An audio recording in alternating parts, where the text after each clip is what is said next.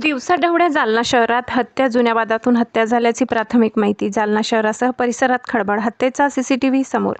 जालना शहरातील जुन्या मोंड्यात भरदिवसा एका 40 वर्षीय संजय शर्मा नामक व्यक्तीची हत्या केल्याचा धक्कादायक प्रकार समोर आलाय.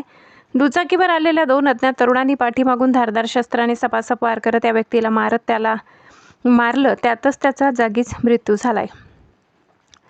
या हत्या केल्यानंतर हे अज्ञात हल्लेखोर दुचाकीवरून पसार झाले. दरम्यान परिसरात असलेल्या एका कापड दुकानाचा सीसीटीव्ही कॅमेरा सदर घटना कैद झाली असून त्या आधारे पोलीस मारेकऱ्यांचा शोध घेत आहेत.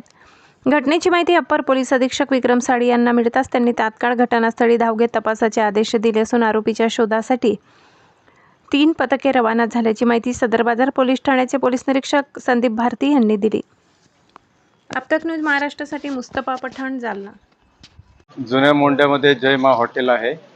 तिथे एक व्यक्तीला मला वाटतं 2 व्यक्तींनी मागून येऊन चाकू मारून त्याची हत्या केलेली असं माहिती मिळाल्याने आम्ही सर्व स्टाफ सहित आलेलो आहे आणि बॉडी सध्या तर PM साठी शासकीय रुग्णालयात नेलेली आहे. एक 40 वर्षाचा युवक असावा.